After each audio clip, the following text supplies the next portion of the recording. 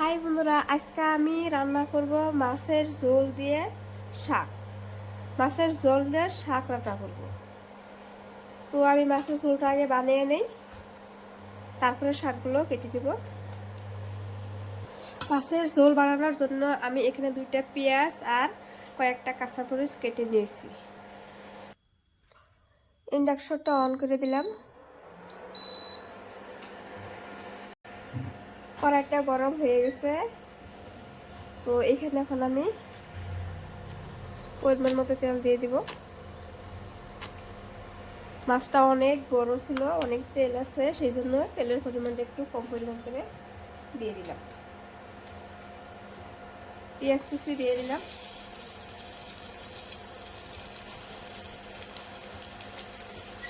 মরিচটাও দিয়ে দিলাম।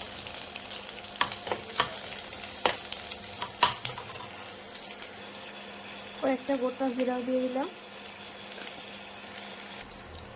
লবণ দিয়ে দিলাম, হলুদ গুঁড়ো দিয়ে দিলাম, মরিচের গুঁড়ো, আধা চামচ জিরে গুঁড়ি, অল্প পরিমাণ পানি দিয়ে দিলাম। নেড়ে ছেড়ে অল্প সময় আমি কষে দেব। কষে নেওয়া হয়ে গেছে, এখন মাছ ঢেলে দিলাম।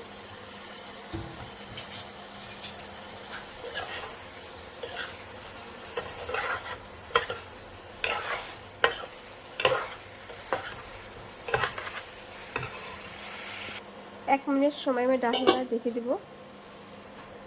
1 মিনিট হয়ে গেছে, এখানে এখন আমি পরিমাণ মতো পানি দিয়ে দিলাম। পানির পরিমাণটা একটু বেশি করে রাখবো, কিন্তু ঝোলটা যে হবে মাছের ঝোল দিয়ে আমি শাক রান্না করব। বটি দিয়ে এখন আমি শাকগুলো কেটে নিব। বটি দিয়ে সবজি কাটলে আমার বেশি ভালো লাগে। আর শাকগুলো খুবই ভালো ছিল, একদম তাজা।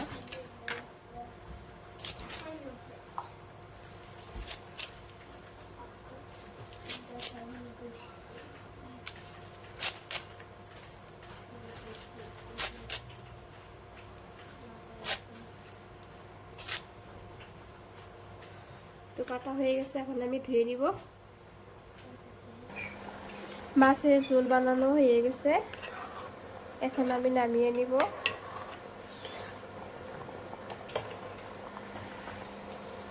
এখন শাক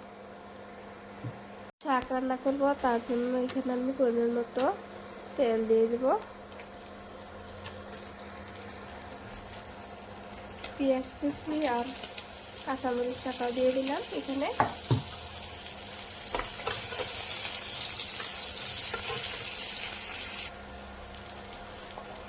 আমি শাক দিয়ে দিলাম।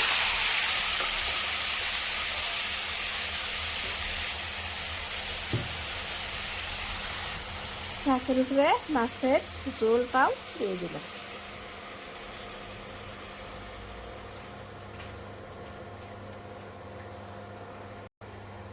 আরও শাকের মধ্যে দিয়ে দিলাম আমি 2টা আলু কাটা।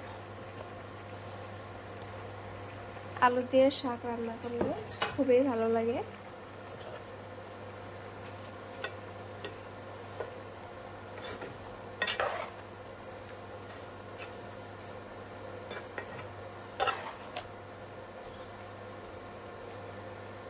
ঢাকনা দিয়ে ঢেকে দিব অল্প সময়।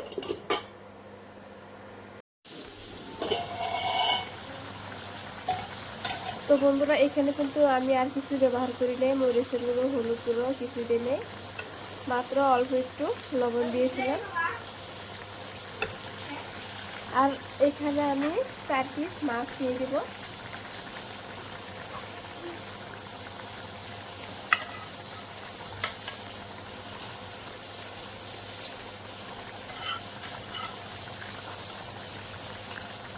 মাছ দিয়ে দিলাম।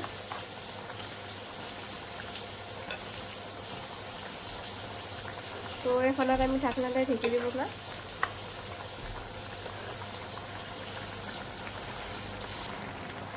তো বন্ধুরা, মাছের ঝোল দিয়ে শাক রান্না করা হয়ে গেছে। আমি উপর দিয়ে অল্প জিরের গুঁড়ি দিয়ে দিলাম।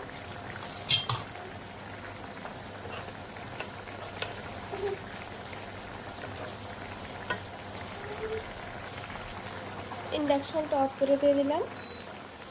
তো আমার মাছের ঝোল দিয়ে শাক রান্না কেমন হয়েছে বন্ধুরা, প্লিজ কমেন্ট করে জানাবেন। আর যদি ভালো লাগে আমার চ্যানেলটা সাবস্ক্রাইব করবেন, আমার পাশে থাকবেন, আমিও আপনাদের পাশে থাকবো। আল্লাহ হাফিজ।